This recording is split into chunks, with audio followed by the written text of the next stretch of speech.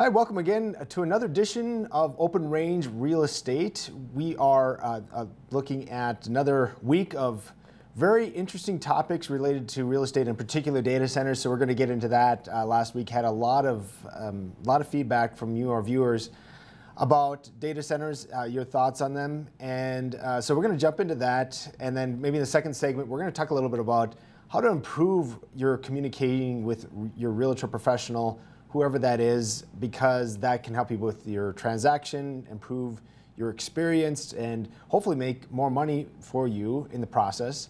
And then lastly, we're going to jump back in again on real estate, on data centers again, and again, talk about some of the hot pressing issues that I know that you guys care about and is very important to you in not just our state, but in your local communities. So glad to have you with us today. As always, on the bottom down here, if you have any questions or you want to have your message on the show, send it to me and I'll put it on, and I'll keep your name private unless you want to be known. But it's a good way to get your thoughts that you're thinking about into the public in a safe way. Like I said, we can keep it private if you want, but it's a great way for everyone out there who's got lots of ideas on what is good and what's important, and some may be worthy of more consideration. And so we don't want to lose that just because you're sitting at home and don't have access to media directly yourself. So welcome you to be part of my show in that fashion. And so we'll get right to it. Let's first talk about maybe a recap of last week. We were talking about hyperscale data centers. And now, so again, just as a reminder, these are very large facilities and extremely large. They're defined as being at least 10,000 square feet and house at least a minimum about 5,000 servers. So now one thing that's, one data center in particular that's probably a little more intriguing, that there's some that are out further rural areas in western North Dakota. There are some in the southeast North Dakota. I believe it's Horse that has one on the outskirts of Fargo, or right there in Fargo. The one that I'm interested in particular is the one that is proposed potentially coming to Mandan, the city of Mandan. And I think we have a map of this just to show you. That red area there, you can just see those little lines on the left side there, right above the interstate. Those are all housing developments, and you can see that the data center and Walmart is in there somewhere. So just a little speck there, as opposed to how much land we're talking about. And it's about a half of this that would be proposed for a data center. So this is. I don't want to gin this up too much more than it already is. I mean, it's already pretty hyped up, but it's going to be a big decision, a big deal when it comes. And I want to first get out in front of this by saying that remember that this one in particular in Mandan, there is not an application yet into the Planning and Zoning Commission, at least the last I checked. And being on the Planning and Zoning Commission, I'm always watching to see what is up and coming. This one hasn't even hit the desk yet of the Planning and Zoning Commission in Mandan. It is in the outskirts of Mandan. It's on the north side, so it's actually in the county. But because it is so close to town, it's in that halo around the city that we call the ETZ, ETA, standing for extraterritorial area or extraterritorial zone. That is the way they developed land, and the way commissions have taken control of areas is that the city has control of anything that's, I'd say, about a mile or a couple miles outside of, between the city limits, going out more into the country in that county area. And so that's why, even though it is zoned in the county, it is in that ETZ, that little fringe area between the county and the city that is actually governed by the city of Mandan. So again, a very large piece of land, 350 acres, 175 acres of building space, of buildings, 175 acres of buildings. I have a 2-acre piece of land at my house, which is pretty big, especially for being in the city. And I was telling my kids, just to give them a sense of the size of this, I'm like, it's as if there was a whole building over the size of my 2 acres, and then you multiply that. Oh, now I have to do math on an odd number. But what, 80 times the size, roughly 90 times, somewhere in there, 85 times my 2 acres that would be covered. All that would just be buildings. So it is a large undertaking, and I know that amount of information just because I did sit down and talked with a few of the investors for that group. So that's how I know about that in particular. So we're going to get into some of the feedback. We had this topic last week for a show, and it's certainly garnered a lot of interest. People are very desperate for more knowledge and more information about data centers, and everyone just wants to know what the unknown is and what they don't know. And same as me as a commissioner as well. It's not what I know that keeps me awake at night. It's what I don't know. And so we're gonna keep talking about some of those topics. Some things we didn't hit on my top 10 list last week. I'll just quickly go through that list one more time.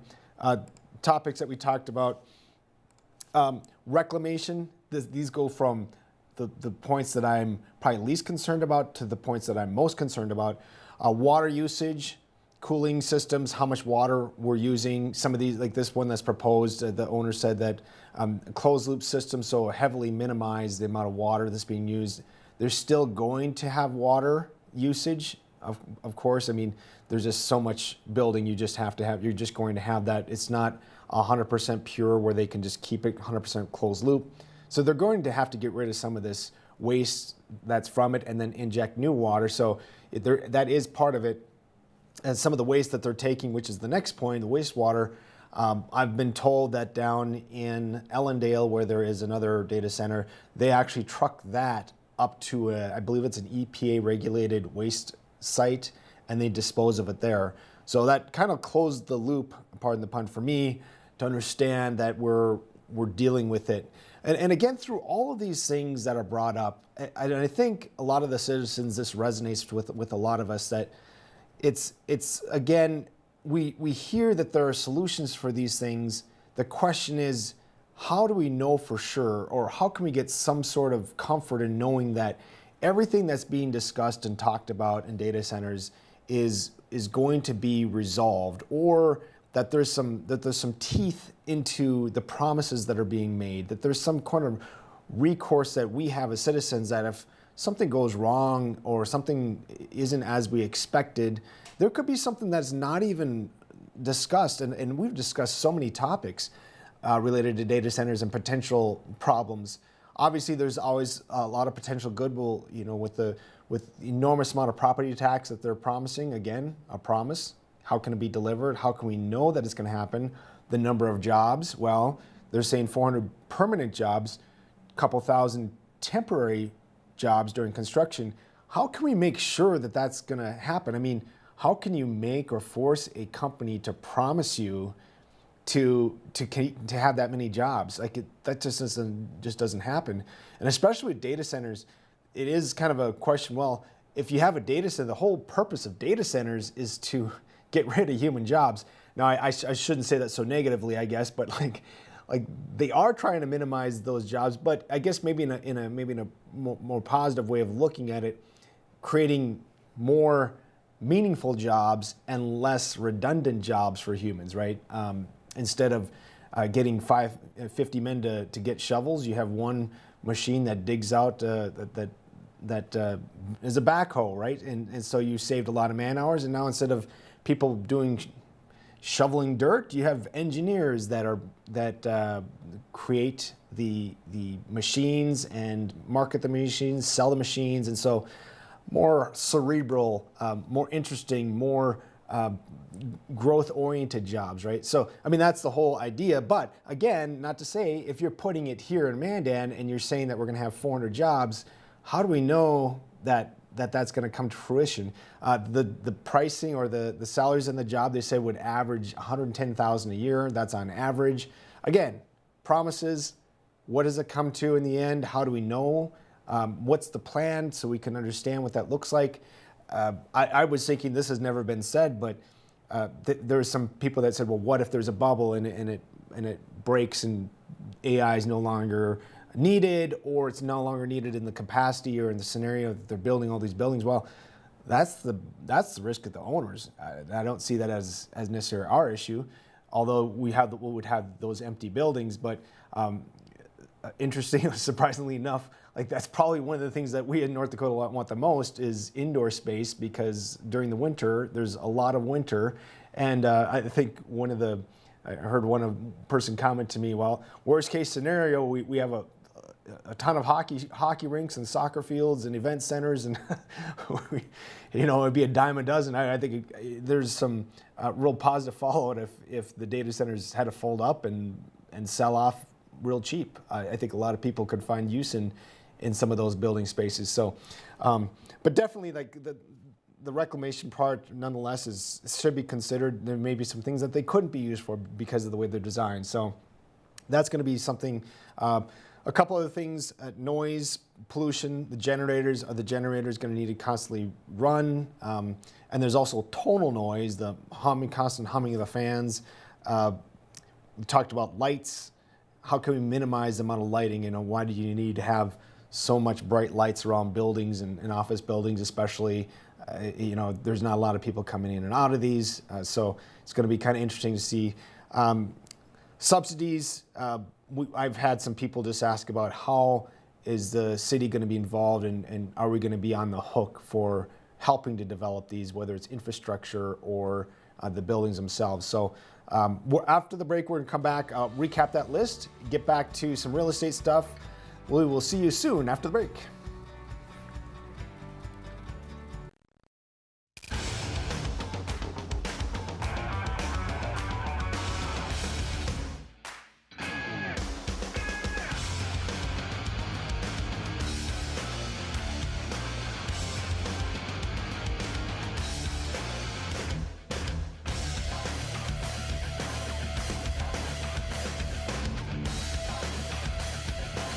Stop out to our facility, Highway 22 South.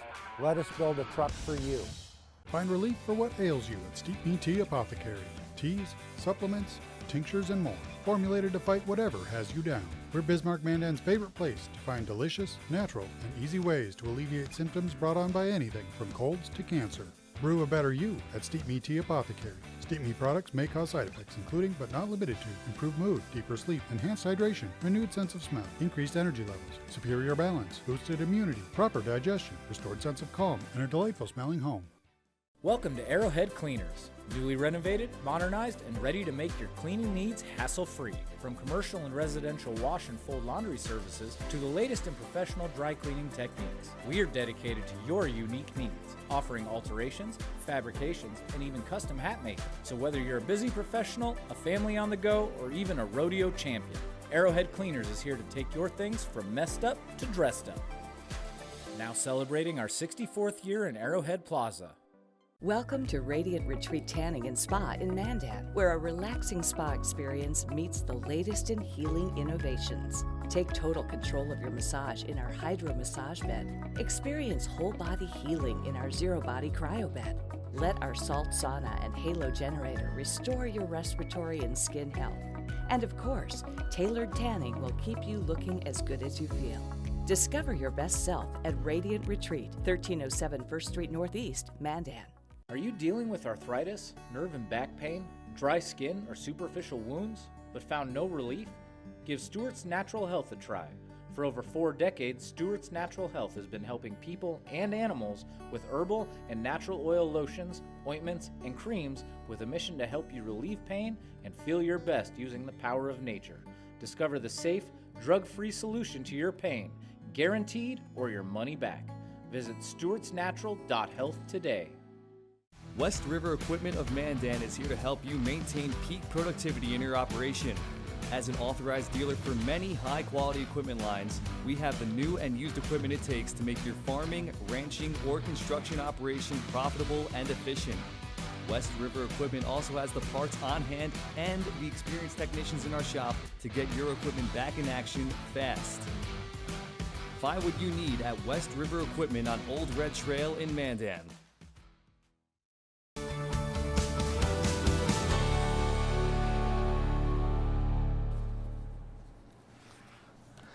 Welcome again back to Open Range. Will Gardner, your host, broker associate with Century 21 Morrison Realty. Please feel free to email or call me. I think we're over here, over this way, with the phone number, email address. If you have questions for the show, love to get you on and put your questions ahead or your thoughts ahead. We're going to get to some of those questions that we've gotten from viewers here towards the end of the show. We are talking about some of the things that are concerns for data centers. And one thing that wasn't on my list last week I'm going to just touch on is a lot of people are concerned about the proximity of, why do these data centers need to be so close to town? I'll just relay a couple things that were brought to my attention, and these were from the prospective buyers. You can see in the red there, that's our potential land area there. You can see it is surrounded up in the top. You have Red Trail Elementary, so we have the school there. There is a hill that comes up that Highland Acres Road on that left side there. So, there's definitely barriers to some of these places. But a couple things that I've been told is that the reason why the applicants want it, or the potential applicants want this, the owners, is that they're looking to minimize the proximity of the utilities that are going to be run there. Remember, and this is next on my list here, that electrical uses, that is a concern for a lot of people. And MDU just raised their rates, or requested to raise their rates, and it couldn't come at a more ironic time. And in conflating the issues here, that if everyone's seeing the monstrosity of how big this facility is, and that the electrical use is obviously a huge part of that equation, that it would make sense that someone would equate the increased request with how big of a facility of electrical draw that this data center is going to be.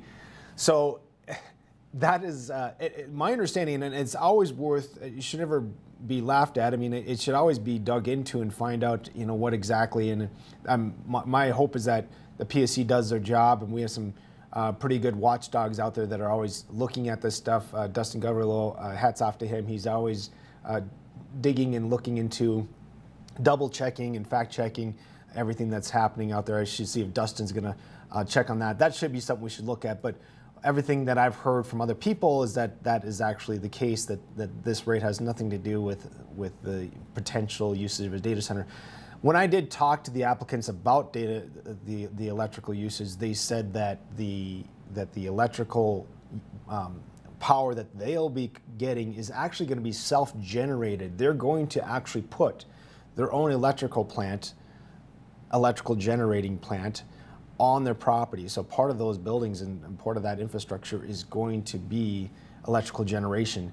They're planning to generate enough electricity to actually kick electricity back out to MDU and sell it backwards down the line. Very interesting. So that could actually maybe perhaps even help with electrical rates and improve the electrical rates because of that electrical generation. It is going to be, now here's the catch, it's going to be natural gas powered. So then my next question is, okay, is our natural gas rates going to go up? There is an enormous abundance of natural gas, so that doesn't seem to be too much of a concern, but that is something that's worthy of checking into to make sure that our natural gas costs don't go up. Again, I'm told that there's an extreme abundance of natural gas, so that wouldn't seem to be an issue. So it seems like some of these questions that I've been hearing also have solutions that go with it. But we do need to be verifying some of this information. And then the question is, I guess, from a planning and zoning commission, once we give somebody the go-ahead, then the city commission votes on it. The question is, we don't have every mechanism in our jurisdiction to control all of these variables, right? So we have to rely on the state. We have to rely on state agencies, state law, other maybe agreements by Basin Electric or MDU to help us in making sure and assuring that things like there's no electrical use that goes to data centers before it comes to us as people, as human beings, that humans first, right, and machines second. So some of those things that, as planning and zoning, it puts us in a very awkward position that, well, maybe we would approve it if we agreed on everything else being fine. But then if we have to rely on maybe a company to sign an agreement or do something to promise and assure our citizens that they're first and that this data center is second, that complicates, that approval and how that comes together. Subsidies. I had someone call me up after the show last week and very upset that the city was subsidizing this data center. There is nothing. Well, first of all, we have to wait for an application to come in, but there is nothing that I've seen anywhere that shows that the city is subsidizing anything for the data center. If the only thing that comes to mind is that if a road were to go out there, developers typically, if you were going to build a neighborhood, that neighborhood isn't being subsidized by the city, except for maybe some of the specials that go out to that road. The city's not actually paying for the road; it's getting special. There, is my understanding how that works is that the city is helping get the loan, but in the end, that loan is being paid off by the developer or by the homeowners who's buying that, or the property owners who are getting the benefits. So it's my understanding that virtually no money is being diverted to those landowners who are getting the benefit of some of that infrastructure. And by no means have I seen anything, at least in any of my discussions or anything that I've heard, that the city is involved any way, shape, or form in profiting or giving money. Well, we hope to profit off of extra jobs and property tax, but giving money for that project. So that's something to look for. A couple other things we talked about last week, just to reiterate, because they are very important and it's worth restating. Real estate values, and so I'll come back to that later because I think it's worthy of about a couple-minute discussion. We talked about construction. There is going to be a construction phase. The reality is, folks, we are going to have people from out of state that are going to be different than our culture up here, and so that's definitely a concern in how we manage that and how we approach that. I speak Spanish. I do like the Spanish culture, but at the same time, I do believe that very strongly that it's important to have English as our language, and so there's some give and take there where we have to be respectful, but there's can be some good parts that come out of some of that diversity. People that are willing to do jobs that maybe people out here culturally aren't interested in doing, and so that's going to be a discussion. That's not just my opinion on it. I want to hear your opinion, your thoughts, what you're thinking. But again, I guess to recap, the two things that bother me the most out of my top 10 list are the things that I don't know, and what I don't know, we just have to keep asking and talk to you the viewers. And so in order to get that, and then of course the second thing is the teeth, to make sure that what's been promised, that we're doing our best. I think I'm pretty much of the opinion that I'm probably not going to get everything in writing promised, just because I don't even understand how that could even be possible, that a company could just sit there and promise jobs for eternity. I don't see how that's even feasible. So we'll have to maybe do our due diligence in understanding, into the depths of their plan and have sort of an understanding as a partner in this. What exactly, does the plan make sense? Do we foresee that makes sense, that there will be 400 jobs that be created? I think we need to get into the weeds of their plan, and then at that point it's going to be a matter of deciding if we want to trust that plan and move forward and support it, or if we just think that number does not make sense at all, and that if you have, if it could be done by 20 janitorial staff, that's a lot of people to cover, even if it's 175 acres. If it's, I think it just depends on exactly what the plan is, and then deciding how much we want to trust that plan or reject it based on the benefits. I think another thing that's really important for me is that the political philosophy that a person has in approaching this sort of thing is, I came into the Planning and Zoning Commission with the philosophy of property rights, and that people that own property really should be able to decide what they want to do with their property. That's super important to me, especially when I would meet young people that are looking to move into the county. And when I first heard that the county requires at least 35 acres in order to build a home, that was really frustrating to me, because it seemed like a way of keeping anybody who wants to get out of town and want to have some acreage and some space. It seemed like they had no options. You either had in town a city lot, or you had to pay a lot of money for a couple acres, but then those would be in developments that maybe they don't want to be in developments. A lot of these 2-acre developments, they have so many restrictions on covenants and what you can build there, timeline. It's very difficult to find, a piece of land reasonably priced out of town where you can put a trailer house on. Now, I don't love trailer houses, but my clients, many of my clients might, and they do. So not having options for them was extremely frustrating to me, and it kind of felt like the county was this exclusive club that was kind of keeping out people that just wanted to have some of that peace that the people in the county have. And so there's some things there that I feel that, you know, if somebody wants to sell some land and do have a little piece of heaven, that they should be able to do what they would like and give them some freedom. And I guess we'll have to come back after the next segment to talk about this in more detail, but that is in balance and has to be in harmony with the property rights around that area.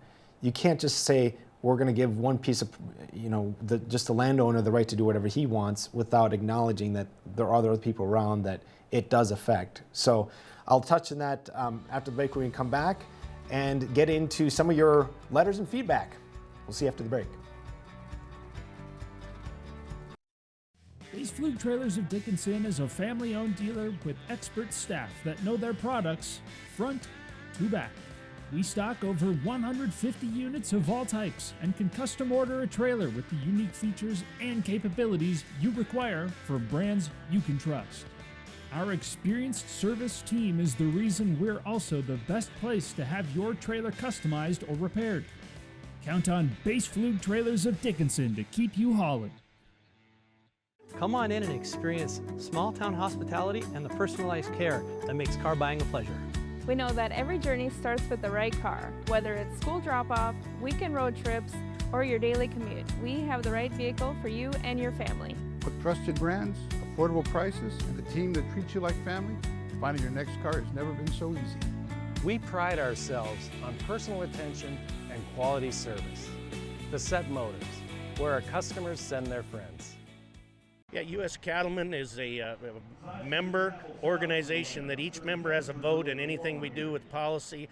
We're representing the independent cattleman or the cow-calf guy or an independent feeder or whatever. We like to support the independent producer. We're talking about mandatory ID, we're talking about COOL, we're talking about all the legislation that's going to be coming down with the new administration. There's going to be lots of moving and shaking, so always check us out at our website, uscattleman.org. We're talking to people today about investments. Let's see if we can get somebody. Excuse me, sir, do you have a retirement account? I do. I'm invested in some annuities. Fixed income? How is that? It was better a few years ago. Each year, it buys less and less, barely keeping up. That's where gold can make a difference. Unlike fixed payouts, gold rises with inflation, so you're not stuck with a low fixed payment. So gold isn't stuck in the past like my annuity? Don't let inflation erode your retirement savings. Invest in gold. Invest with Noble Gold Investments. I'm $27,000 in credit card debt. Okay. You have to radically do something different, because if you keep doing what you've been doing, you're going to keep getting what you've been getting. Now's not the time to be doing math. The time to be doing math was when we didn't go into $200,000 of debt. If you are freaked out and you're stuck in these debt payments and you think it has to be a part of your life, it doesn't.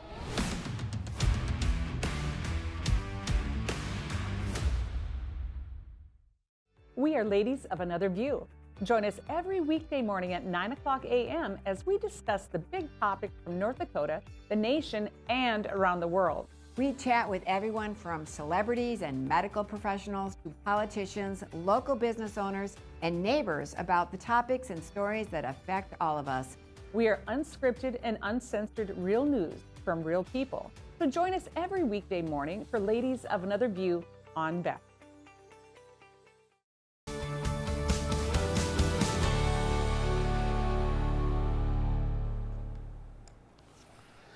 Welcome back to the final segment of Open Range. Will Gardner, your host, Century 21 Morrison Realty Broker Associate, and we are here talking about data centers. We were just finishing up kind of the political philosophy behind property ownership and how that impacts and how that's impacting myself as a city commissioner.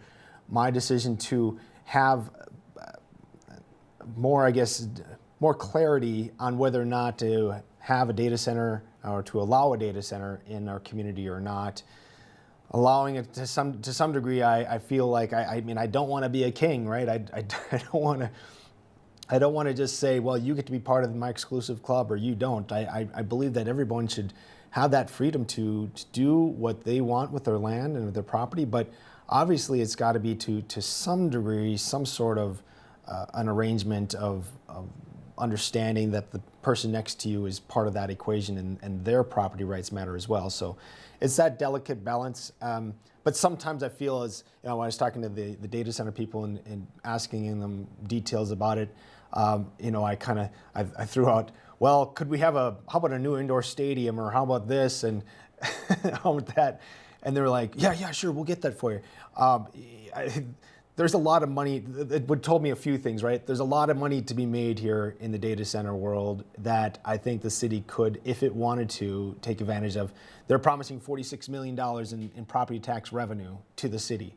The city's, and I get this right, the budget, I believe, or the total tax income coming in is $43 million. I believe that's budget. I have to look at that, but $43 million. So $43 million versus $46 million, what they're bringing in, there's an enormous amount of money going to be injected into the community potentially.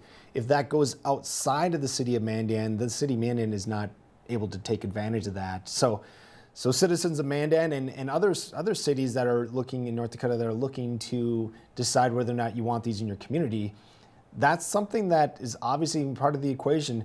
And sometimes, as I was, joking to these data centers, like, will you give me this? Will you give me that? And when I say me, I'm talking the city. It also made me kind of feel like, well, is it really my right to ask? I mean, and I think many might say yes, we need it. It's let's get it from them. I just believe in the purity of being able to do what you want with your land, and so I struggle with that. Just on I guess maybe struggle less because I do know there's I believe it's $4 billion is the budget that they're going to have for building this. It's an enormous amount of money, right? So we're dealing with a corporation. We're dealing with a large amount of land. I think you almost have to. I think one thing when I heard of Teddy Roosevelt and I thought of his breaking up monopolies. At first, I was against that because I was like, well, everyone should have the freedom, and I think he was right that there are limitations, and so this is a special case. We're not talking about a farmer who wants to put up a pole barn. It is something of major significance that is going to affect a lot of people, and so just balancing that is important. Okay, let's get to your letters here. This is from Gladys T. Thank you, Will, for opening yourself to the community's thoughts and about the data center in Mandan. My first most important to me question that you did not mention on air, that the company interested is an out-of-country company, Israel. To me, that is a very big red flag. How about security to Mandan, Israel, ... Why allow any out-of-state U.S. companies build in the U.S. and in North Dakota? Security. I have thoughts. Tomorrow, thank you for all you do for humans. Have a good day, Gladys T. Thank you, Gladys. Yes, humans first, and will always be, and we will always be better than the machines, and we are going to make sure that it's done in a way that is secure and protective to our state. So long as I'm commissioner, we're going to make sure that that's protected.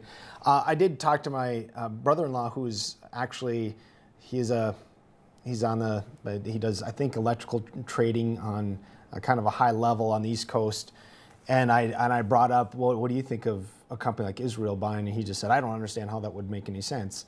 That would be a factor. I'm open to hearing what your thoughts are.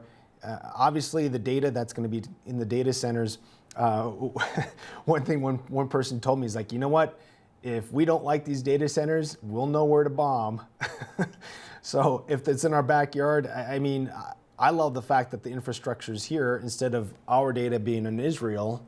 I love the idea that our data is here in Mandan, and if we want to cut it off or control it with our statutory rights or with the city, that we'll have whatever means we have legally to control that when it's in a foreign country, when our data is sitting over there.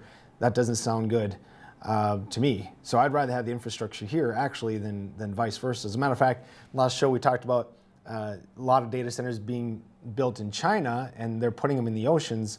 And again, I mean, I don't want China having access to our data. I'd rather have that data in the United States. And not just the data, but also the infrastructure, all those very expensive chips, servers, that's an enormous amount of money. I'd rather have that here. If it's owned by an out of country entity, they have to follow the rules of our country. And so I don't feel that that's a conflict, but open to your thoughts on that. Next letter, this is from a Mandan resident. It says, I saw the Open Range episode of yours regarding the data center. You mentioned they claim they would bring in each year $46 million in taxes to Mandan. My question would be, how factual is that? They can throw out any number they want to try to impress us. And why Mandan? Why Morton County? These are just my thoughts and concerns. You're a very busy man, no need to reply, but thank you. No, I really, and I did reply to both. Thank you both for your thoughts. I will say that, again, the reason why they want to be in Mandan is close to all that infrastructure with the electrical infrastructure, so they can send back to MDU, the gas line. There's reasons there. Also, I've heard that if they go a certain distance out, I believe that would trigger the PSC getting involved, whereas if they're closer, the PSC, the Public Service Commission on the state level, which I'm guessing is more red tape, more bureaucracy there, more of a delay in timeline. But I love my viewers out there. You guys know the industry, or maybe different pieces of the industry. I know you know different parts of each parts of this puzzle. So feel free to email, call my number down there, text. I do prefer email. It's nicer. I can digest it when I need. So if you do want to email, that's better. And I'd love to get your thoughts in the air on some of these things. I did get one other phone call. And again, phone calls aren't the best if they're discussion, because I might be dealing with clients at the time. But a discussion about smart dust. So I was a little doubtful of the smart dust. I guess they're particles that are about the size of a grain of sand that can be that can collect data, can collect information, and so it can collect temperature information. There's different sorts of things, and that could maybe be recorded. And so I'm not sure a lot. This is the first time I heard about it was from a viewer. So again, it's kind of neat to hear different things from different viewers to see what's out there. So keep them coming. We love to have your thoughts and feedback. Again, I was going to talk a little bit about property values. Obviously, this is our real estate segment here. And the property values in the area. So, of course, in the area surrounding that data center, I do believe that, so yeah, just around the border of that red line there, I mean, I have my wife's parents actually live very, very close to that line. So it certainly hits home to me, and I have friends and relatives that, like I said, in that area. And so it's going to be something that I think in some ways, I think we're going to have to find out how these hyper data centers, the tonal noise, I guess, is maybe the one thing that I think in the back of my mind, maybe those generators powering up and the lights, I think all that combined together can have a negative impact on it. That said, people are building all the way around the gasification plant up there. The plant up there is just very, it is quite an eyesore if you ask me, but a lot of people have embraced it. I mean, at night you see the lights on from the interstate. I don't know. I'd say there are some people that love and embrace it, and there's some that don't. I look at a data center and I'm thinking that's way less of an eyesore. My mom used to say, 2 wrongs don't make a right, Will. But the industry that we have that we're inviting in, I think is anytime you have industry, you're going to have lights. And so either we have the philosophy that we don't want to have jobs or growth, or we are willing to have jobs and growth. And if we do, in my mind, I'd much rather have a data center than another gasification plant. That's just my opinion, but everyone's going to have their own. But I will say that as you get, close to the data center, I do think in my mind, my first knee-jerk reaction is that the property values might hurt. But that being said, I think you're going to have to wait to see what happens and how these are built and what they look like. But on the flip side, people might want to be closer to town, and town's going to have to sprawl out around that area. So your proximity to town's definitely going to be more appealing. And so if this data center comes here, town's going to grow. Having some land close to town is going to be more. So there could be more value there. Obviously, the rest of the town, as the growth happens and as this injects a lot more growth, I see more value, more property values, all the values increasing with a lot more people coming to the area because of the jobs and the needs of the data center. So we are about out of time here. Thank you again, everyone, for joining us. We didn't get to our communication stuff for the real estate side of things, but I think this is certainly a lot of things that are important, and I know they're on top of your mind. Please always feel free to contact the show. Send us your thoughts, and we'll get back to you, and we'll see you next week on the real estate edition of Open Range. Hey y'all, it's Trent on the loose. I want to tell you, Lady Blue and I, we got a lot of miles together, but you know what? You and I got a lot of miles together as well. And all I want to do is bring to you the information on how we maintain a domestic supply of food and fuel for future generations. So I'm going to continue to travel the world and unearth the stories that make it possible that we can live in a free United States of America. Welcome to Arrowhead Cleaners. Newly renovated, modernized, and ready to make your cleaning needs hassle-free. From commercial and residential wash and fold laundry services to the latest in professional dry cleaning techniques, we are dedicated to your unique needs, offering alterations, fabrications, and even custom hat making. So whether you're a busy professional, a family on the go, or even a rodeo champion, Arrowhead Cleaners is here to take your things from messed up to dressed up. Now celebrating our 64th year in Arrowhead Plaza. Are you dealing with arthritis, nerve and back pain, dry skin, or superficial wounds, but found no relief? Give Stewart's Natural Health a try. For over 4 decades, Stewart's Natural Health has been helping people and animals with herbal and natural oil lotions, ointments, and creams with a mission to help you relieve pain and feel your best using the power of nature. Discover the safe, drug-free solution to your pain, guaranteed or your money back. Visit stewartsnatural.health today. We are the St. Mary Sisters. We are building a new facility here in Bismarck, North Dakota, for the sake of training young women to be courageous teachers in this state. The Sisters will educate the younger generation to be fully alive through truth and discipline. The Sisters' life of devotion and joy will make a positive difference in your community. Check out what we're up to, see what's going on, and join our mission to make a difference in the lives of the children of North Dakota. Ashley, North Dakota is where life moves a little slower, but never gets dull. From hunting, camping, and fishing to safe streets where kids can be kids, this is the best of small town living. And Ashley offers everything you need, from healthcare to hardware to countless ways to stay active. Here, we've invested in our future with major upgrades to roads, parks, and education. Whether you're here for the day or here for life, you'll find Ashley's where you ought to be. There's never been a better time to rediscover the style, reliability, and all-season, all-terrain fun of the all-new Nissan lineup at the new and improved Ryan Nissan. Whether it's the sleek and stylish Murano, the adventure-ready Pathfinder, or the reimagined, ready-for-anything 2026 Rogue, the all-new Ryan Nissan has the vehicle of your dreams at a price perfect for any budget. It's time to rediscover your passion for the road. It's time to rediscover the all-new Ryan Nissan, engineered to endure.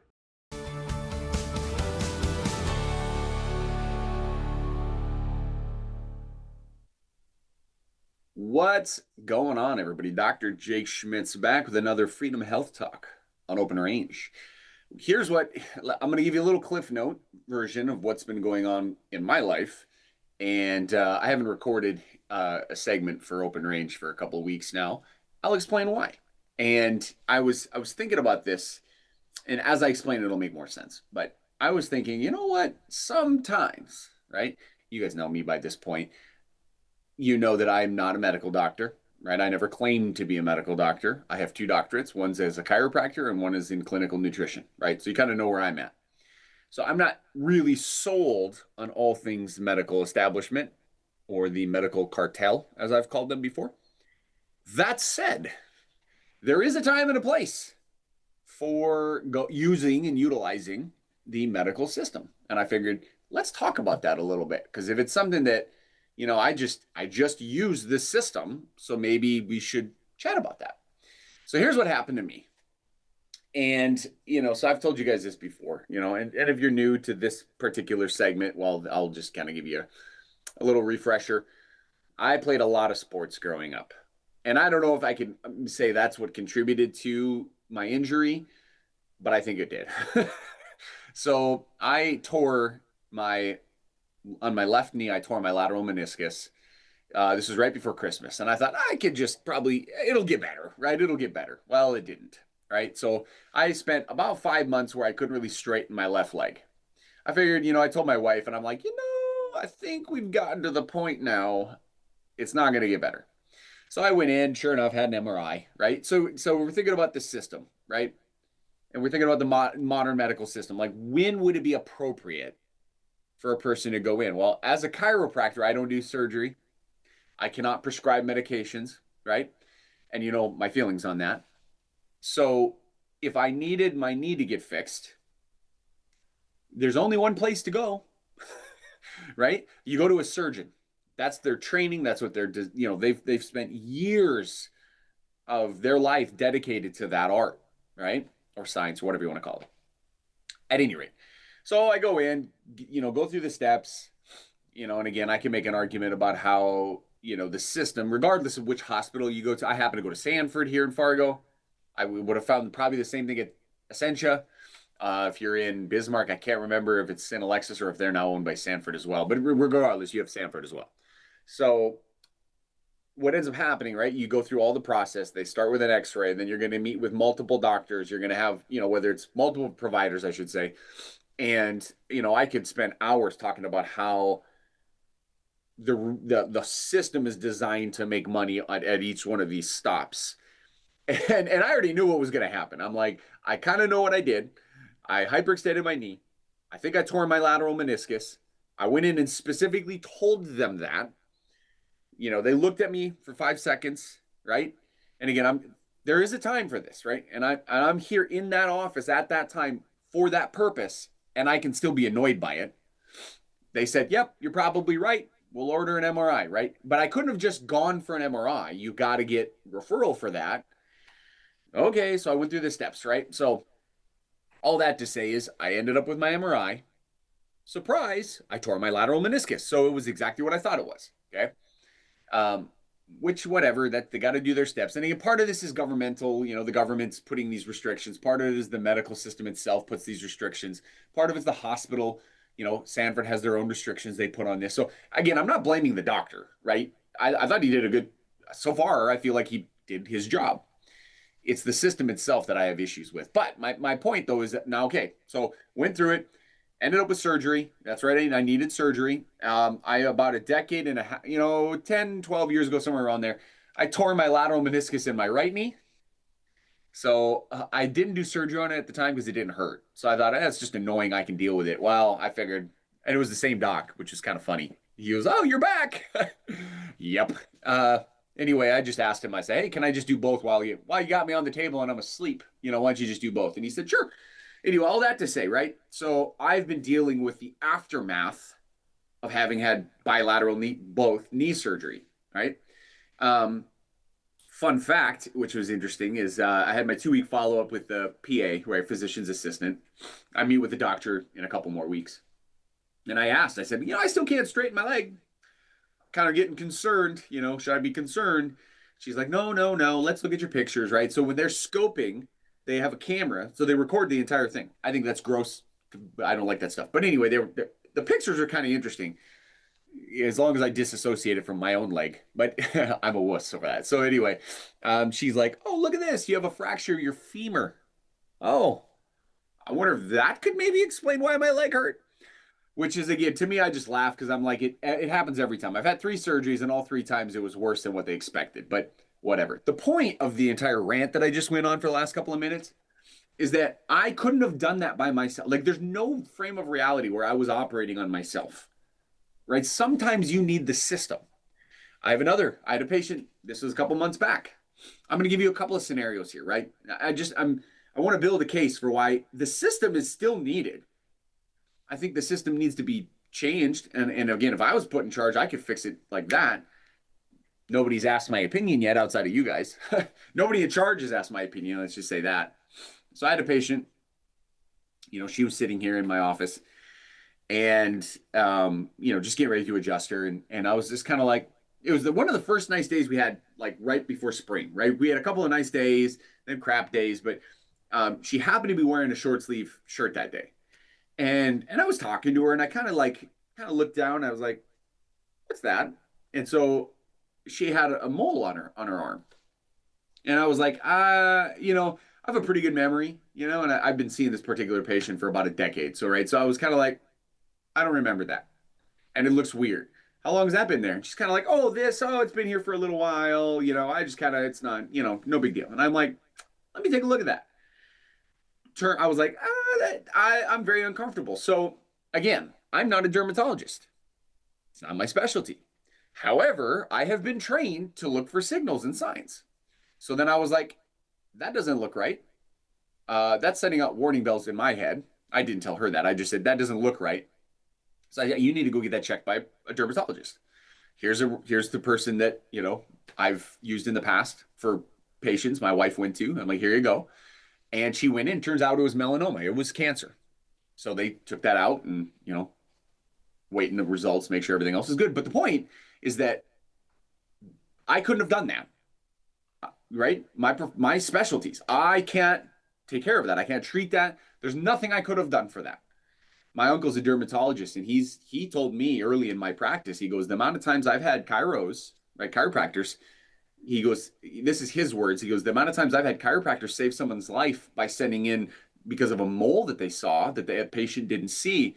He goes, it's happened dozens of times because we just say, hey, that doesn't look right. So my point though, again, if you're understanding I'm not patting myself on the back. My point though is understanding when is it appropriate to seek medical help. What if you are having a heart attack? I would argue, or if I'm having a heart attack, right? Let's say me. You better believe I'm not going to go see my friend to get adjusted. I'm going to go to the ER so they can save my life. I'll get adjusted afterwards, but I'm not going. Do you understand? There's a time and a place. My mother-in-law had a stroke. This was a little over a year ago. And my wife and I were the ones who found her. And we found her at her house. And so what do you think we did? I didn't jump in and start adjusting. We called 911 and got emergency people there to help because this was an emergency, which got her to the hospital, etc. My point is that if you have a medical situation requiring medical attention, you need to go to a medical professional. If you want nutrition advice, supplement advice, if you want holistic recommendations for whatever, you don't go to a medical doctor because you're going to get medical advice. If you need an adjustment, right? Your spine's all out of whack.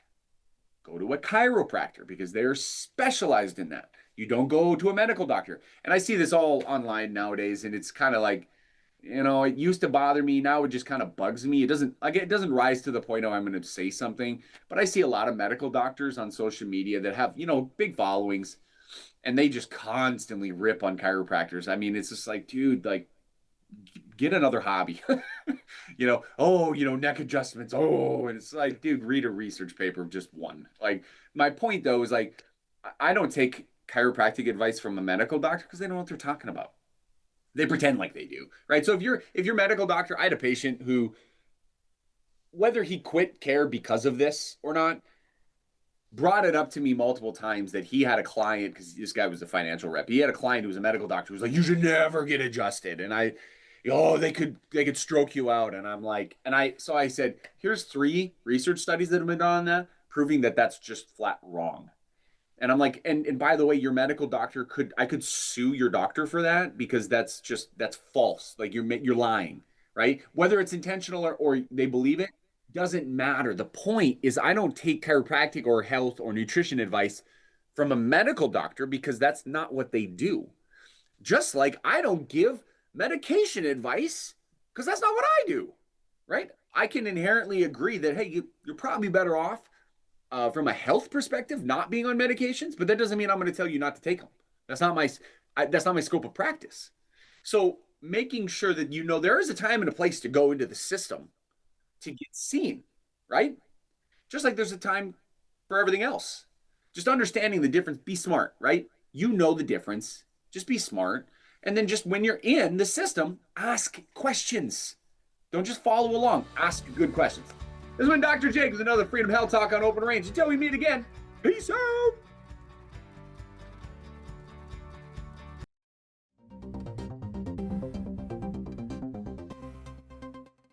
Hey y'all, it's Trent on the loose. I want to tell you, Lady Blue and I, we got a lot of miles together, but you know what? You and I got a lot of miles together as well. And all I want to do is bring to you the information on how we maintain a domestic supply of food and fuel for future generations. So I'm going to continue to travel the world and unearth the stories that make it possible that we can live in a free United States of America. Hello, friends. This is Culture Crossroads. Join me, Andrew Southbridge, and my co-hosts, R.C. Williams and Juliana Ormond, as we tackle the issues shaping America. From politics to pop culture, to faith, freedom, family, and the future. From a faith-based conservative perspective that you won't get anywhere else. We stand at the intersection of faith and freedom. This is Culture Crossroads. Culture Crossroads, Sundays at 5 p.m. Central on Beck TV. Come on in and experience small town hospitality and the personalized care that makes car buying a pleasure. We know that every journey starts with the right car. Whether it's school drop-off, weekend road trips, or your daily commute, we have the right vehicle for you and your family. With trusted brands, affordable prices, and a team that treats you like family, finding your next car has never been so easy. We pride ourselves on personal attention and quality service. Facet Motors, where our customers send their friends.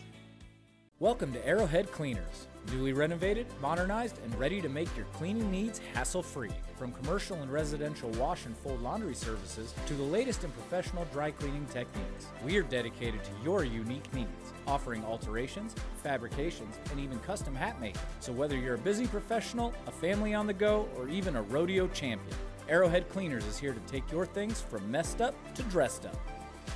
Now celebrating our 64th year in Arrowhead Plaza. $27,000 in credit card debt. You have to radically do something different, because if you keep doing what you've been doing, you're going to keep getting what you've been getting.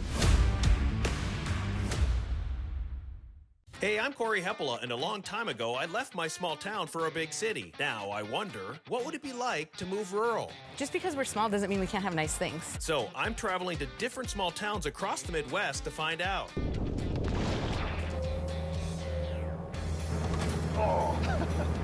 It's like every year in the spring, there's always like a revitalization of just excitement. This is my town. Oh, jeez! Sunday night, 6:30 on Beck TV.